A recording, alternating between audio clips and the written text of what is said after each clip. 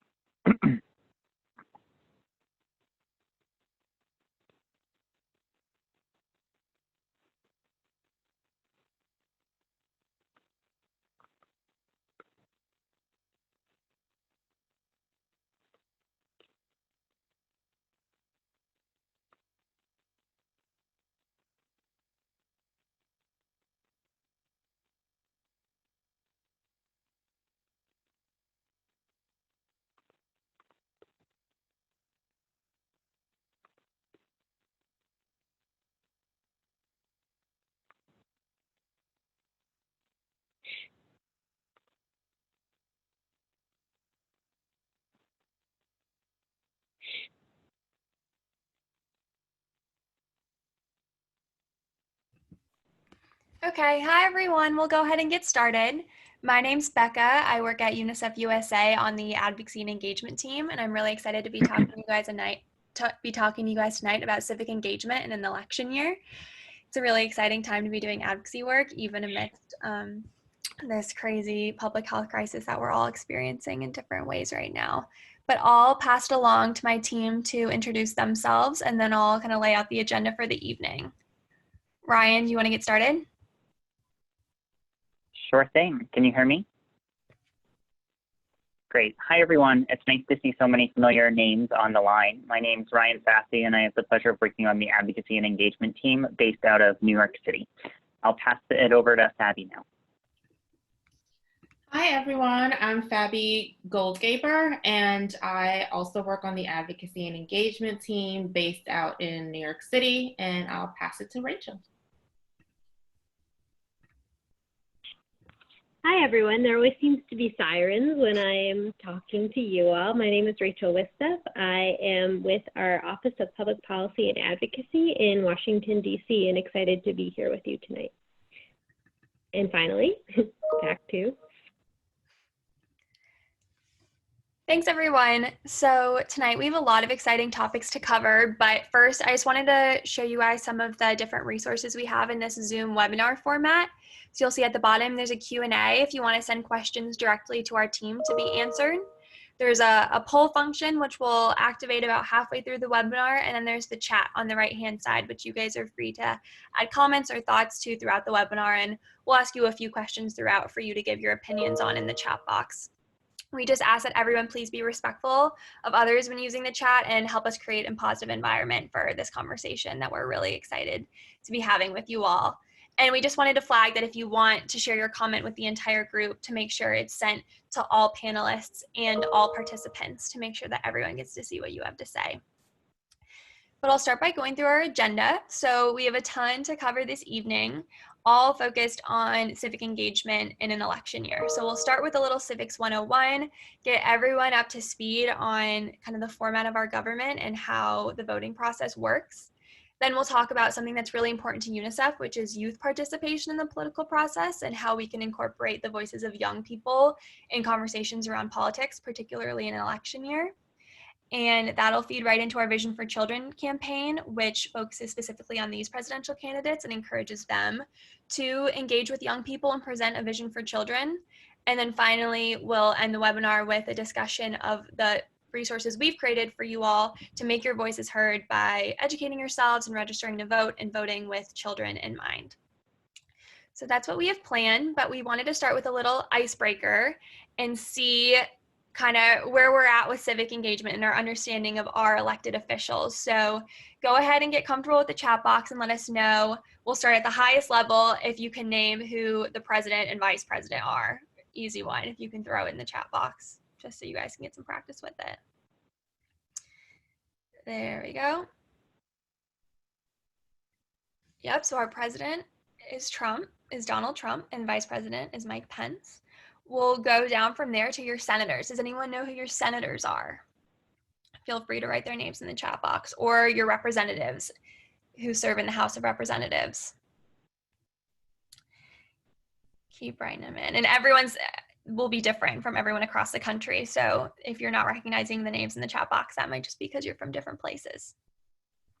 It looks like a lot of people know where their representatives and their senators are from. And if you don't worry. We'll be showing you all the tools to educate yourself and to learn that information over the course of this webinar.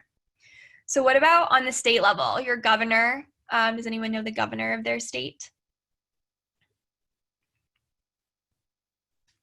I see Cuomo, we must have someone from New York. We have people from all over, it looks like. Pritzker, I'm from Illinois as well, and that's where I currently am. Yeah, this is awesome. We have people from a really wide range of places. And then what about your mayor on the city level? Can people put the names of their mayor in the chat box? Lori Lightfoot, Chicago reference again. Great. So it seems like people are really informed about their They're elected officials. And again, as I said, for those who want to learn more, we'll be providing you with those resources. But I just wanted to get a sense of where we're at and set up kind of what's to come. So we'll start. I'll kick it over to Fabi with a little Civics 101 to dive deeper into this. Fabi, all you. Thank you, Becca. Hi again, everyone. So going to get started on the first part of our agenda, which is Civics 101. We're going to start with a video before we go any further. Let me pull that up.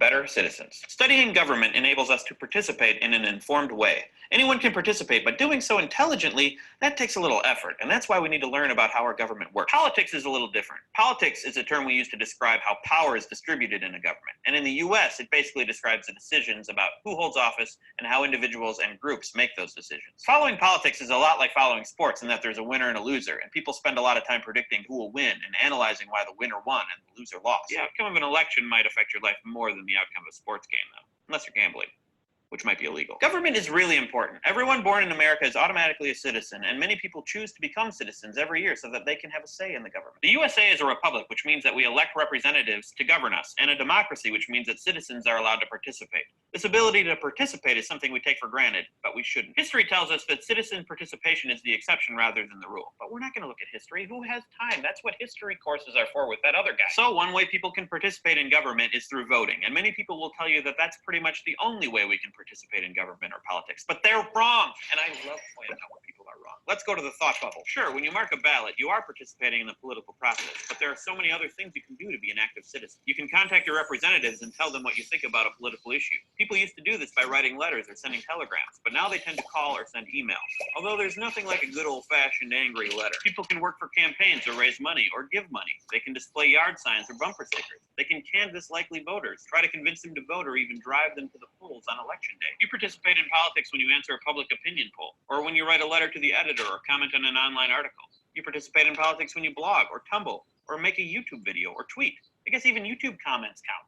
First, ever been to a march or a rally, or held a sign, or worn a t-shirt with a slogan on it, or discussed an upcoming election at the dinner table and tried to convince your parents who to vote for? You've participated in the political process. And if you've actually run for office, you've participated, even if you didn't win. And if you did win, congratulations! Now get back to work. You should already know this. But probably the most important thing you can do to participate in government and politics is both the easiest and the most challenging. Become more educated. Anyone can be a citizen, but to be a good citizen requires an understanding of how the government works and how we can participate. It requires knowledge and effort, and we have to do it because otherwise we end up being led rather than being leaders. We learn about politics because knowledge is our best defense against unscrupulous people who use our ignorance to get us to do the things that they want rather than what we think should be done. Thanks, Thought Bubble.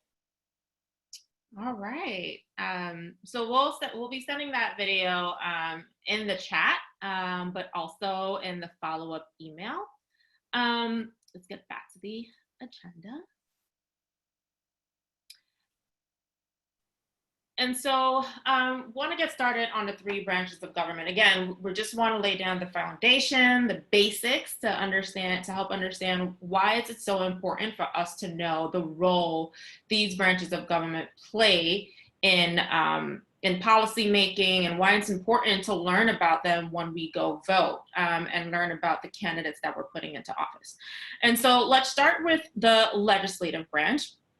And in the work that we do on a policy and advocacy level, we typically target the legislative branch with our advocacy. That's the Senate and the House of Representatives, who draft and pass laws. Again, this is exactly why it's important when we vote that we do our research, because the people that we're putting into office, they are the ones who are drafting and passing laws.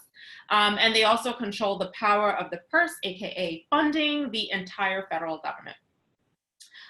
Representatives are elected for 2-year terms and represent smaller constituencies and their district, and senators are elected for 6-year terms and represent the entire state. And we have 2 senators in each state.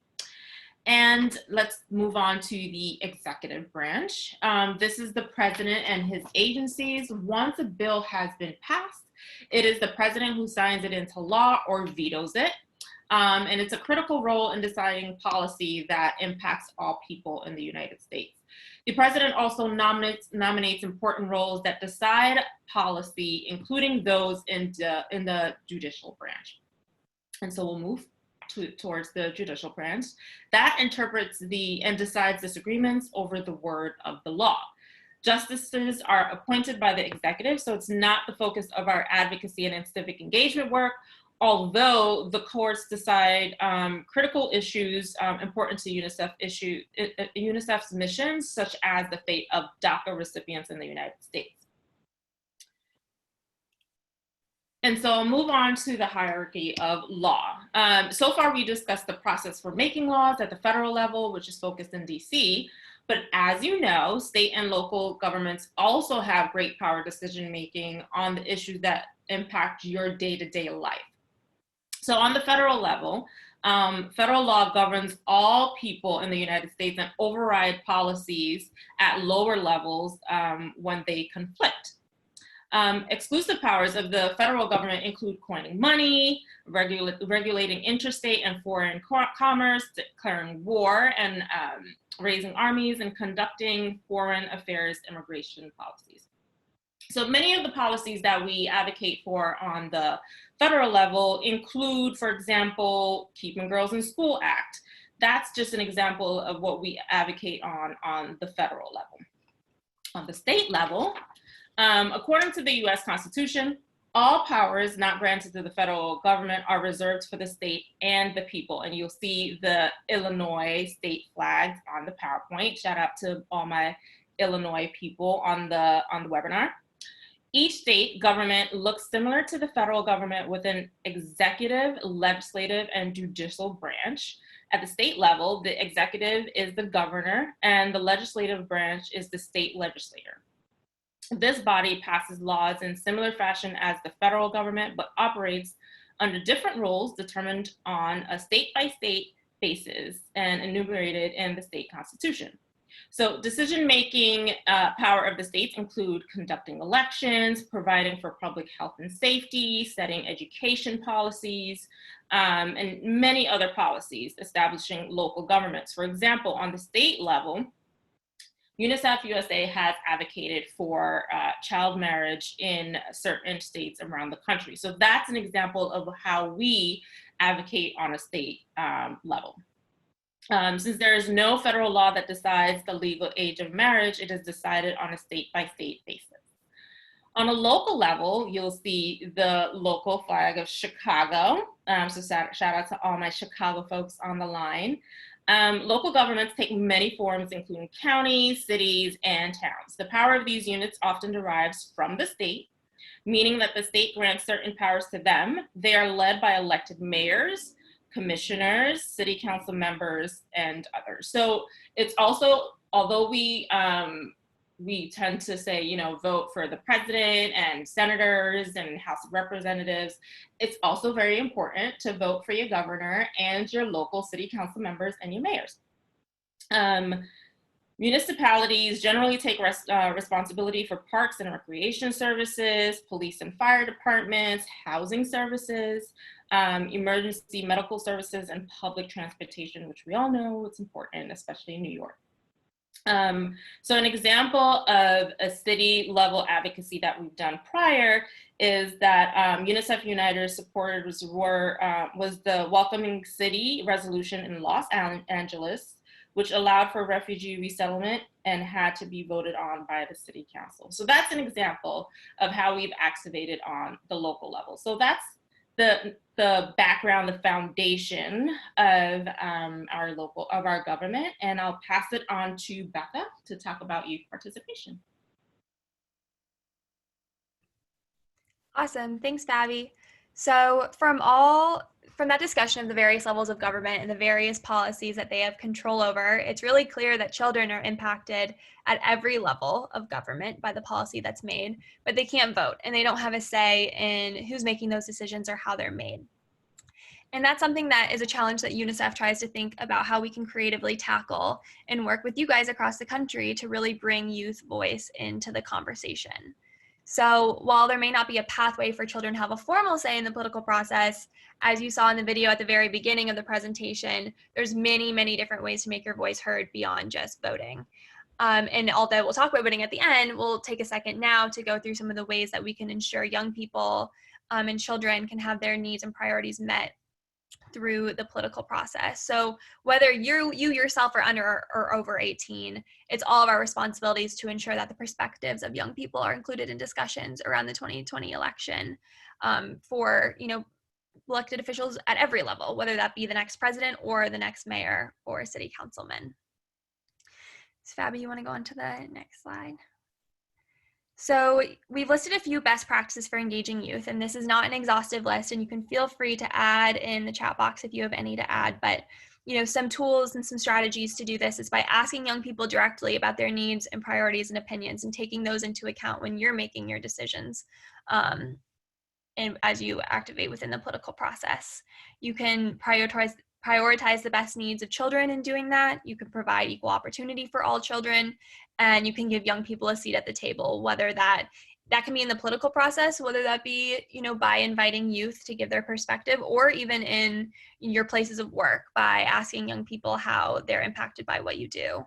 And this really can be integrated at every level. So this election season, we have decided to ask the presidential candidates, what is your vision for children? I think we might have skipped a slide though, maybe first. No. Maybe let's just go back to the previous then. Thank you. Sorry about that. We have a lot of different moving pieces with this webinar format. But I just wanted to also mention that this idea of youth participation and this concept is really written and is rooted in the Convention on the Rights of the Child, which is an international treaty, which is the most ratified agreement signed by most countries. And basically it outlines what rights children have in a holistic sense all around the world. And while the US hasn't passed this into law, it's still a really powerful tool that we use and that everyone should use to guide our decisions, our actions, and the programs that we run, from an approach proven to create the best long-term solutions for children. So a really central pillar of that is youth participation, as we've been discussing. And what that can mean is the ongoing process of active youth involvement, and this is on the next slide, in decision-making at different levels and in matters that concern them. So this really means children at all ages should be given the opportunity to contribute and give their opinions in decision-making processes that impact them. And this is really important because youth will often otherwise be left out of the conversation on issues that impact their lives. And young people are really best suited to develop solutions to the challenges that they face, right? So if you're facing a challenge yourself, rather than having someone else tell you what the best way to work through it would be, you're really best suited to talk about and describe that problem and brainstorm solutions alongside policymakers and people who might have the power to really make change on those issues. And then that leads into Vision for Children. So basically we're asking the presidential candidates to do just that, to engage youth and develop a vision for children in the United States. And that can look like a lot of different things, and we leave that up to the candidates to decide, but we just want to ensure that young people are included in the conversation this election season and are taken into account by the candidates. So we really see a need for this because, if you look in the media, what references to young people do you see from the candidates? You can write in the chat box if you've seen many references, and now I understand and I recognize it's a special time, but I think the needs of young people are often left out of the conversation because they aren't in that targeted voter base.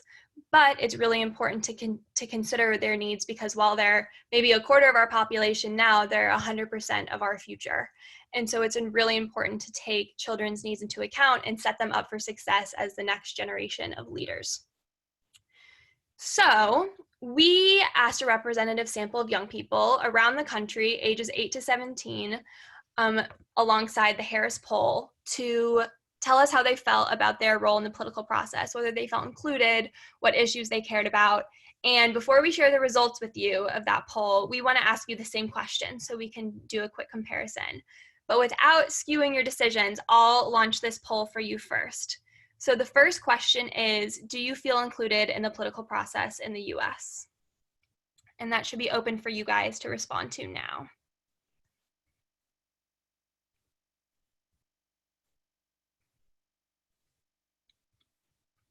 I'll give you like 30 more seconds to get your responses in. Let us know if you're having any trouble accessing the poll. It looks like almost half of you have gotten a vote so far.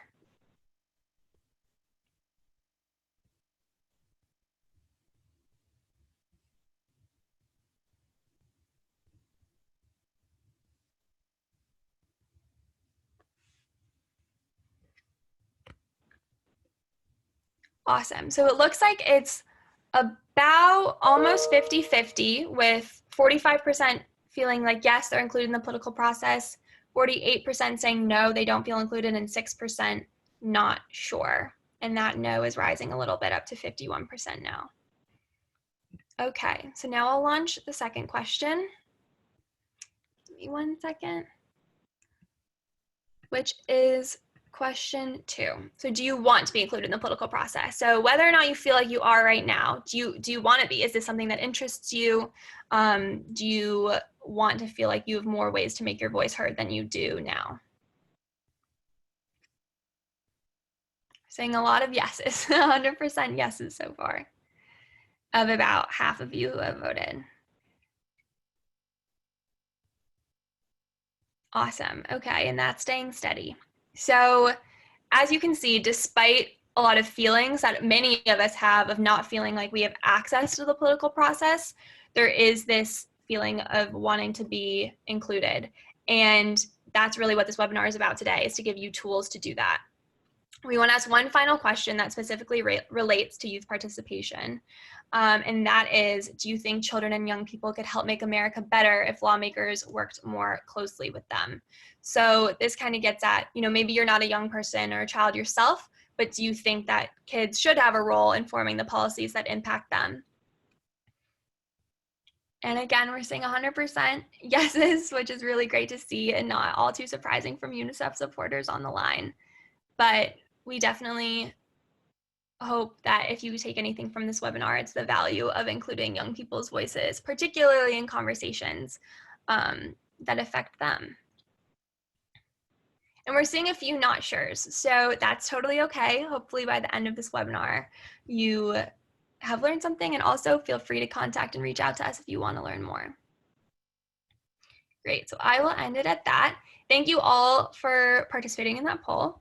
But I think a lot of your responses were in line with what we were seeing from young people as well. So the results of our poll, if you could just flip to the next slide, Fabi, shows that unfortunately most young people don't feel like policymakers are listening to them either. So most children, 70%, want to be included in the political process, but only 1/3 of them currently feel included. And this isn't surprising. It aligns with a lot of what you guys were saying about not necessarily feeling like you have pathways, and recognizing that a lot of you are older children or adults yourselves. Imagine for a young person, you have even less access to that system. Roughly 4 out of 5 children, 81%, say kids could help make America better if politicians worked more closely with them. So just as we asked you if you think children should be included in this conversation, and you said yes, children are saying the same thing. They think they can help make the United States a better place for themselves and for their communities. We saw, they were very cognizant of what impacts policy has on their families and the people who go to the school with them and other people all around their community. And then finally, only about 2 in 5 children think that presidential candidates listen to what people their age have to say on issues of importance to them. So they don't feel heard by the candidates, which is really why we created a platform for them and for all of you to encourage the candidates to consider what their vision for children might be and to incorporate youth perspective. So how can you take action to overcome these statistics and make your voice heard and help young people make their voices heard around the world? So you can take action through our Action Center that many of you may be familiar with, but if you're not, you can access it at this link, act.unicefusa.org/child, or by texting child to 52886, and you'll see a campaign page that basically is a tool for you to reach out to the presidential candidates directly via email by putting in your information and sending a letter to them, an email to them about why, sharing the poll results that we shared with you, and then asking them to share their vision for children. And really showing why youth perspective and youth voice is important, not only in our day-to-day lives, but at the highest levels of government. But beyond that, there's many things you can do in your communities to just start a conversation around youth participation. It might not be a concept that a lot of people are familiar with, or it might seem impossible to break this divide between us as advocates kind of on the grassroots level and the presidential candidates. There's not as many pathways for us to make our voices heard as there are, in the legislative branch or in other fora, even with our local leaders. So you can educate your community by hosting an event. We would love for you to share our campaign. You can share your own personal vision for children, and you can send letters to presidential candidates that are customizable too. So you can share what your perspective is on what role young people should play in this country. You can, in those events or in other, in your club meetings or in other community gatherings, you can spark conversation by using our discussion guide. So we've created talking points and discussion questions to really get the ball rolling and help you facilitate conversations around these issues, which can sometimes be tricky or politically charged. And we really encourage you to consider these issues in a nonpartisan manner. Children in need no politics is like what we like to say. So we really think that this issue can be addressed on both sides of the aisle, no matter what your political views are. And then finally, you can vote for every child. So you can know your candidates and vote with children's needs in mind on Election Day 2020. And so with that, I will pass it over to Ryan to talk about our voter registration and mobilization efforts. Thank you so much, Becca. Can you hear me? Fantastic. Well, thank you all so much. It's fantastic to see your opinions in the poll aligning so much with the opinions of young people of the poll that we conducted last fall. And before we dive into a couple of the resources that we've created for all of you, in order to help you become more civically engaged throughout the 2020 election cycle, we wanted to start with a little bit of a brainstorm in order to hear how folks are feeling on the line and just get your creative and innovative juices flowing a little bit. These conversations that we're having here tonight, they don't need to stop here tonight either. We hope that you'll take some of the questions that we're going to ask in these next two slides and ask them to your community members and to your friends and to your family as well, especially because we're all stuck inside with a lot of friends and family right now. And so sometimes we need some conversation starters. So I have a couple of questions for you. Feel free to just chat them into the chat box. As I mentioned, feel free to continue these conversations after tonight too. So the first one is, what barriers to voting do you feel young people face here in the United States? And why might young people be less inclined to vote? I'll give you all a couple of minutes to think about that. And as I said, feel free to just chat your thoughts into the chat box. They don't need to be perfectly formed opinions yet, just something to get our creative juices flowing. And then in addition to that, how can you as a UNICEF Uniter overcome or help others overcome those barriers?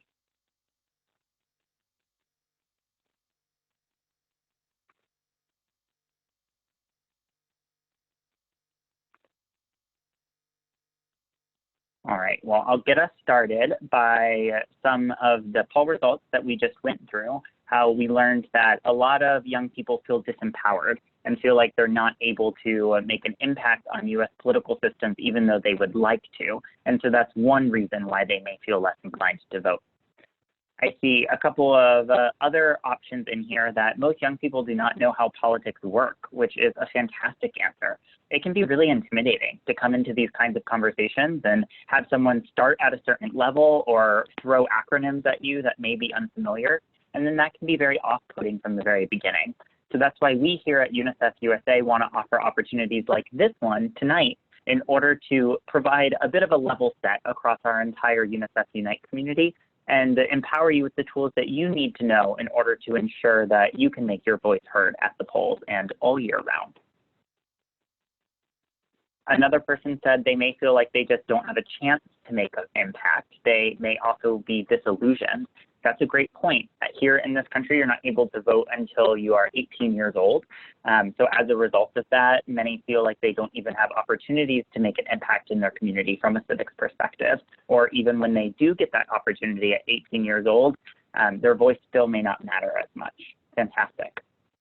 Another specific example that a Uniter submitted to this question ahead of time was that we know that we have many college students on the line, and sometimes you go to college in a different state or in a different city than where you are originally from. And so that can create some challenges as well, because each state does have slightly different rules when it comes to registering to vote. So it can once again be kind of off-putting or disconcerting to have to try to navigate that system in one state and then pick up your life, go to another state, and have to navigate the systems there as well. But that's why we're here, to try to provide you with some support over the next couple of months. I also see some great questions, some great answers that they may not be educated on the candidates as well. Yes, not only the candidates, but also the issues. And if you don't feel educated about the issues or the candidates, oftentimes you don't feel like you can make an educated decision at the ballot box. What wonderful answers. Keep them coming in. Let's go ahead and go to the next slide for a couple of other questions that I'd love to get your thoughts on. So as UNICEF Uniters, knowing that our tagline is "For Every Child," what does it mean to you to vote #ForEveryChild? And while you're thinking through that question, a follow-up question to it, how can you use your voice as a UNICEF Uniter to empower and advocate for young people in your community?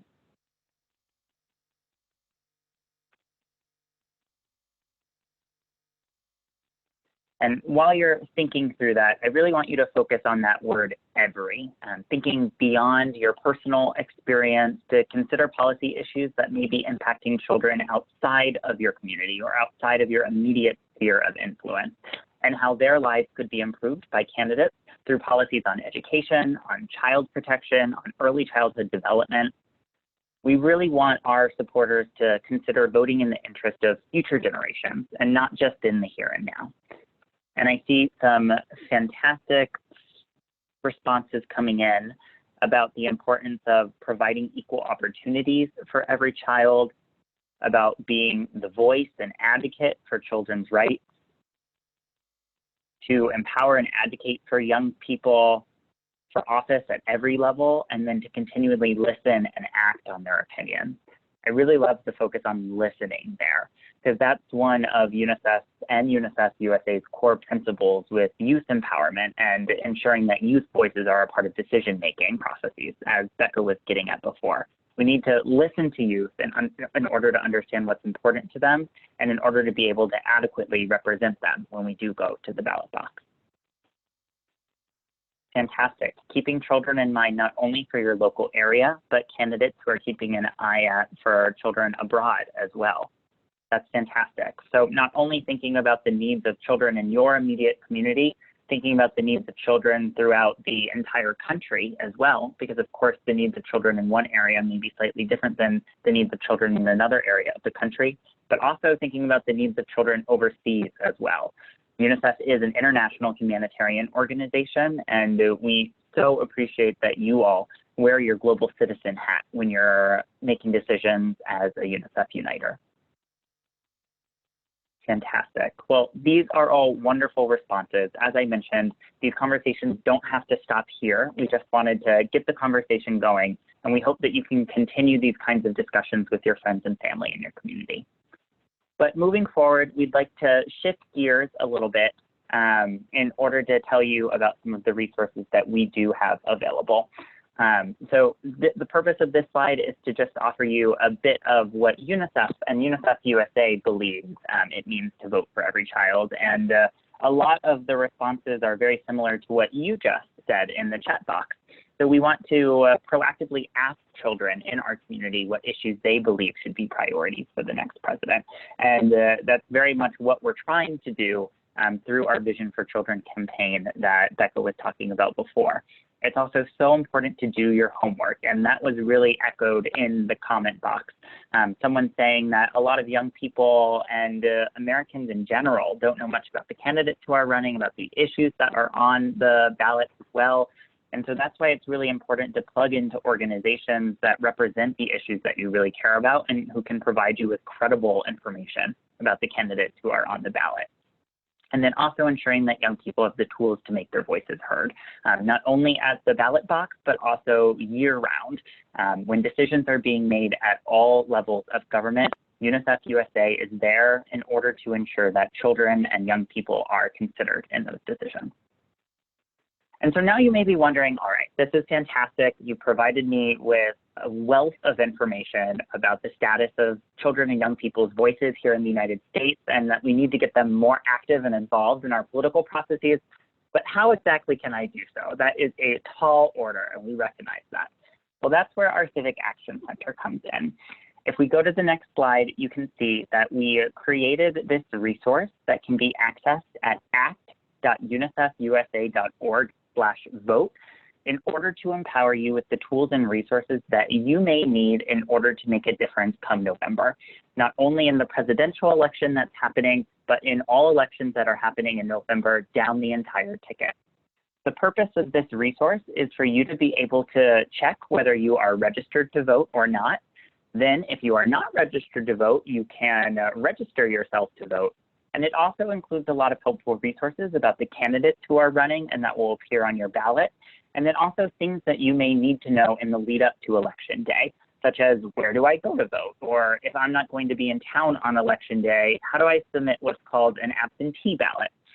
So it's important to remember that UNICEF USA is a 501c3 nonprofit organization, and thus we are nonpartisan in everything that we do. And so our goal here is really to empower children and young people to make their voices heard on topics of importance to their lives, and empower all of our supporters to get out into their community and use their voting power in order to ensure that children and young people's voices are represented in the decisions that are being made. So Fabi is kindly going to pull up the Civic Action Center so that you can see it in action yourself, because we know that navigating new resources can sometimes be a bit intimidating. So we wanted to provide you with the opportunity to walk through it now. So when you go to the Civic Action Center at act.unicefusa.org/vote, you'll be asked whether you're registered to vote or not. And if you don't know whether you're registered to vote, that is completely okay, because this is a platform that you can check it.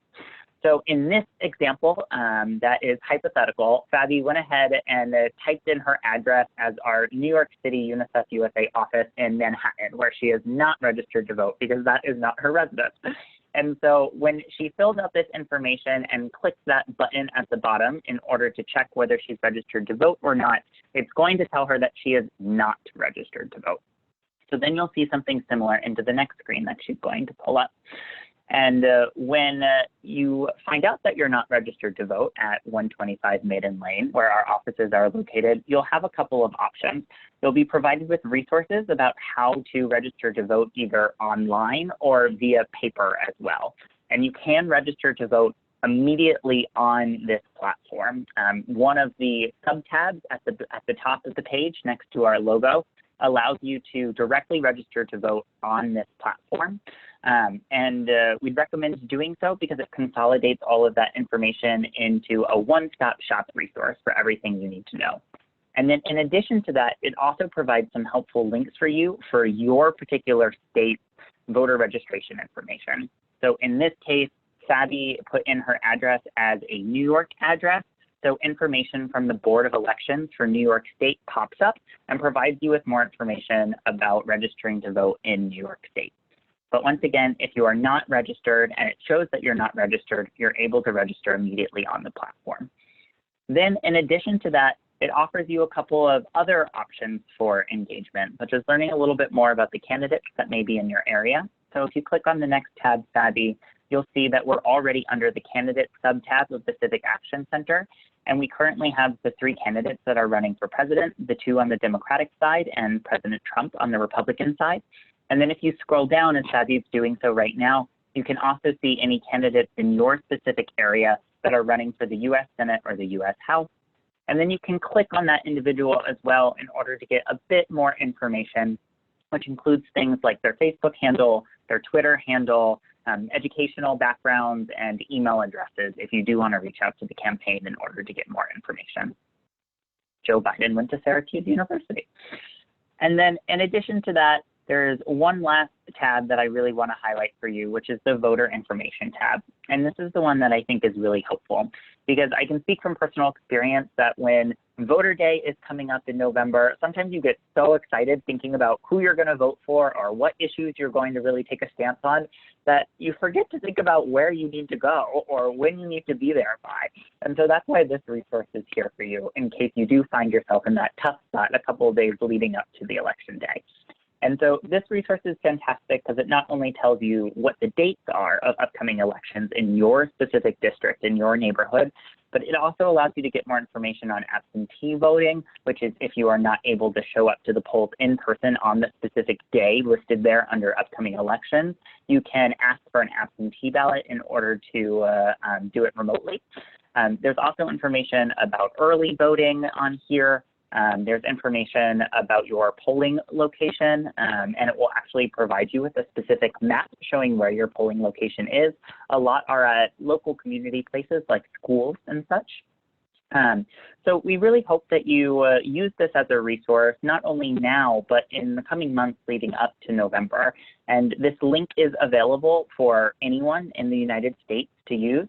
So similar to how we encourage you to take some of those discussion questions to your friends and family in order to create some dialogue about the importance of engaging youth in these decision-making processes, we also encourage you to share this link with them as well, act.unicefusa.org/vote, so that they can, one, check that they're registered to vote, two, learn more about the issues and the candidates, and three, make sure they need the information that they need in order to actually cast their ballot on election day. So that's all that I have here, but I see some great questions and comments coming into the chat box that we'll get to in a bit. But for now, I'm just gonna turn things quickly back to Becca.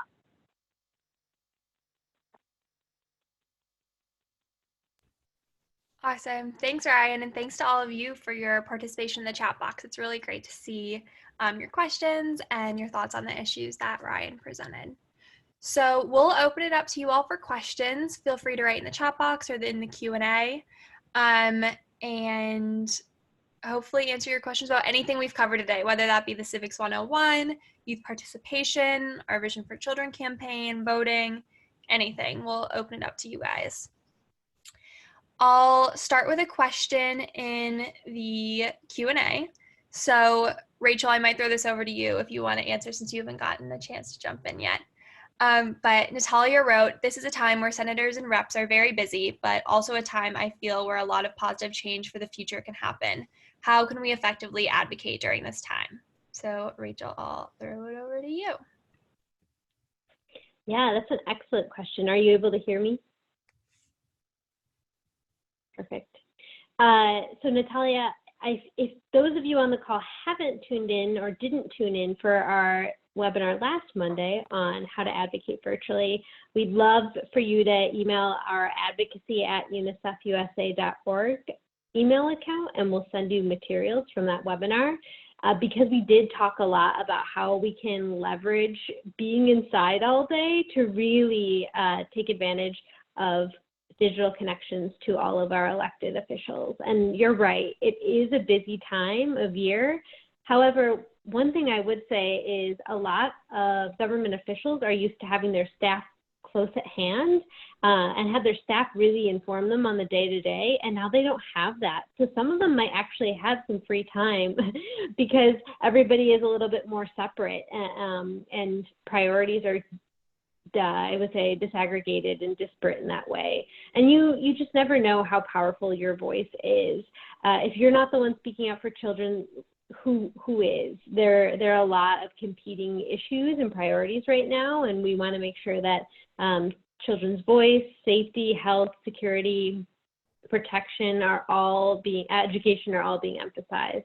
So I would just say, get in touch with your local uniters. If there is a team in your city or if you're a part of a club, come together and really use your power in numbers to submit letters, make phone calls, or talk to us, and we can hopefully set you up with a virtual meeting because we know that your voice is important in this time. And if anybody else on my team has opinions, feel free to jump in.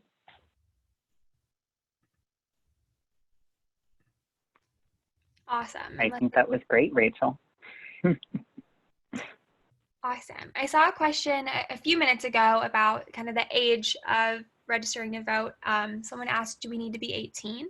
And Rachel noted this, but I just wanted to flag for everyone that you need to be 18 to vote, but in a lot of states, and you should look into this specific to your state, they allow pre-registration at age 16 or age 17 so that by the time it is your turn to vote, you are ready to go. You can just go to your polling place and go ahead and vote.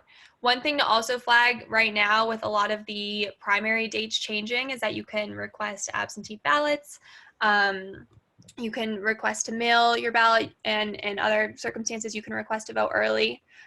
So just educate yourselves on the different ways that you can make sure your voice is heard. Any other questions? Becca, I see we have a question in the chat box about the best way to get someone's 14-year-old daughter involved in UNICEF. I love this question. Well, thank you so much, Carla, for posing that. One of the best ways is through our UNICEF Clubs program, which is a youth empowerment program where students can be part of a UNICEF club either in their high school or in their college. So at 14, I imagine she's about a freshman in high school. And so she can start a club herself at her high school, or she can join one if there's already an existing one.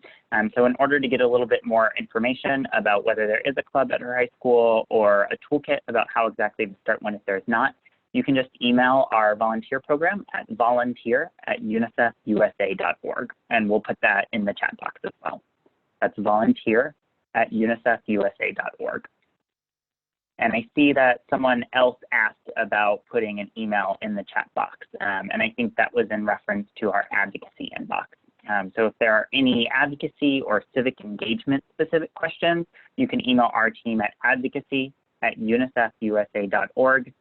And then anything UNICEF Clubs or UNICEF Unite related for volunteers, you can email that volunteer account at volunteer@unicefusa.org.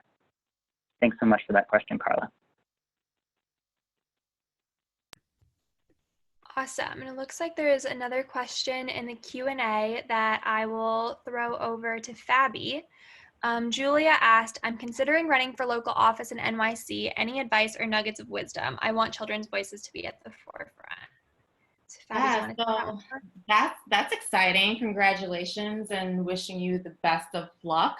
I think some points of wisdom that I'd like to share coming from the domestic space in New York City is just, again, networking, meeting with various people, especially youth organizations or organizations that specifically work with youth and work with youth in vulnerable populations, such as foster care, immigrant populations, and just basically having maybe a listening session just to hear them out and hear their thoughts and like what they're going through. Sometimes we don't always have to find solutions. I think sometimes we need to listen.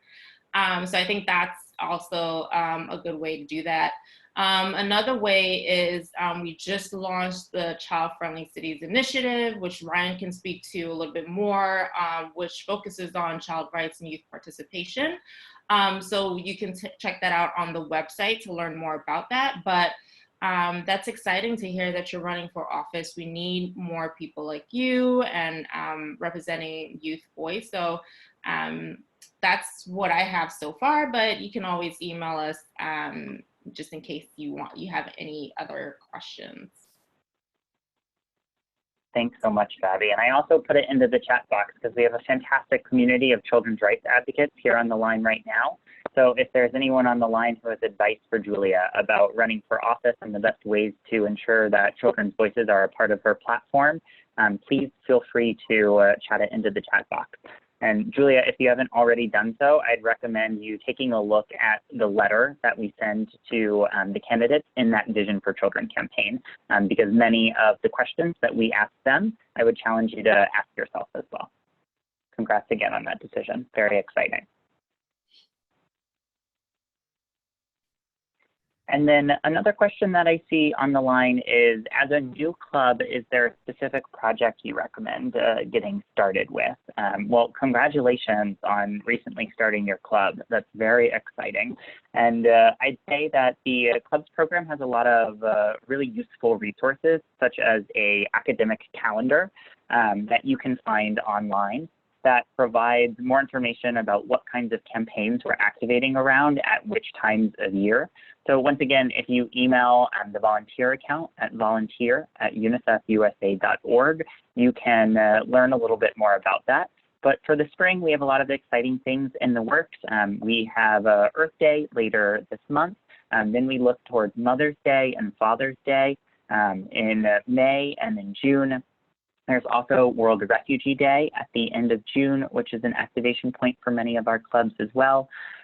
So go ahead and email that account and we'll be sure to get you the resources that you need in order to know when to activate in the calendar year around certain campaigns.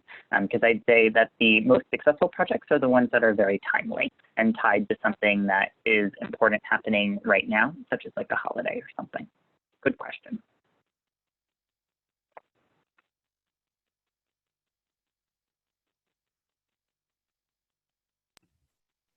Awesome. Thanks, Ryan. Well, if there's no further questions, we'll go ahead and wrap up.